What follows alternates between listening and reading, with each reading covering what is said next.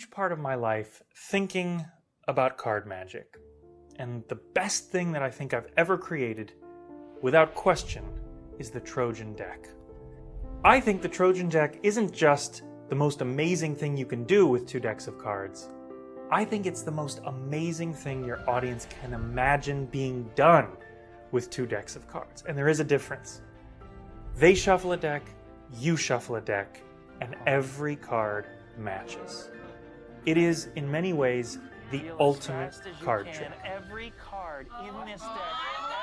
What if I told you it could be done without any moves? What if I told you it could be done without a deck switch? What if I told you it could be done with a legitimately shuffled pack by any spectator? Curious yet? You're about to watch exactly what you would see if you were sitting right there across from me. The Trojan deck can be done absolutely anywhere, and it looks just like this. She believed in fate.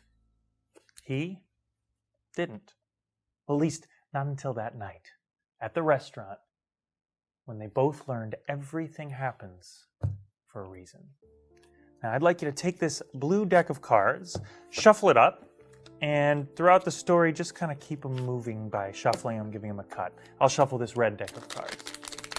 Now our story takes place in 1977. There was this guy, and he decided to go to dinner by himself, favorite restaurant. So he goes to the favorite restaurant parking lot, and he finds that the parking lot is packed. He has to drive around 3 times before he finally finds somewhere to park. He eventually does. He goes inside and eats his dinner. Meanwhile, across town, there's a woman. She's decided to go out with friends. Now, she's called a taxi, but the taxi driver's running late.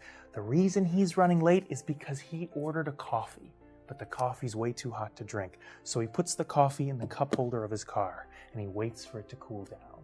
Meanwhile, across town, she's sitting in her parlor, checking her watch, smoothing the wrinkles out of her white wool dress. Finally, the taxi comes, she gets in, and off they go.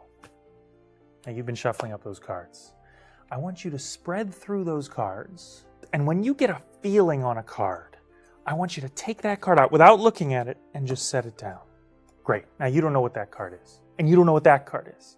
Good. We're not going to look at these cards now. We're going to look at the end. So take that card and put it away. Sit on it, stick it in a pocket somewhere. It will be safe. And keep shuffling. So the man is in the restaurant eating. Meanwhile, across town, the woman is speeding down the road in the back of the taxi. All of a sudden, the light changes from yellow to red. Taxi driver slams on the brakes. Coffee goes everywhere, all over her white wool dress. So she says, "Stop the car. Stop this. I have to get out. I have to fix this." She gets out. And she goes into the first place that she can, and that place is the restaurant. And as he's walking out, she's walking in, and they physically run into each other. And he takes one look at her and he says, "You're covered in coffee. You look like you could see a card trick." You see, this guy, he was a magician. He wasn't a professional magician, but he was a magician. So he did a card trick. And that card trick turned into a date. And that date turned into a second date. And that second date turned into a marriage. And they spent their life together. Now, I want all of you to watch this.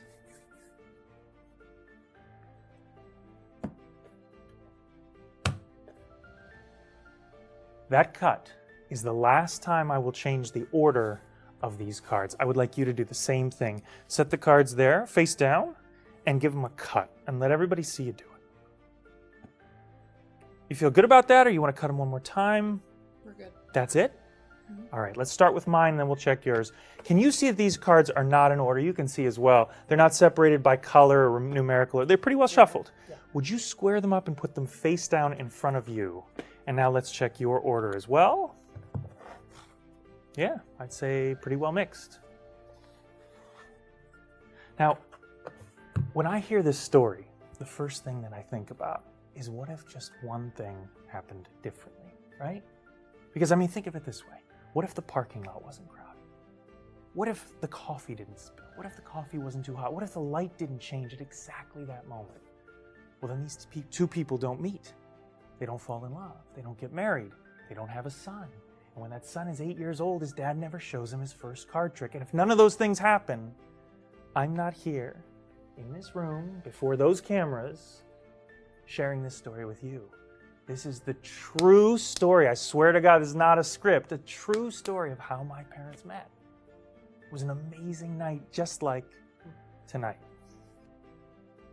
You shuffled those cards up. You watched me shuffle the cards up. And you all watched us each cut the deck, which meant we're all leading to the top card of this deck and the top card of this deck. Would you take that top card and turn it over?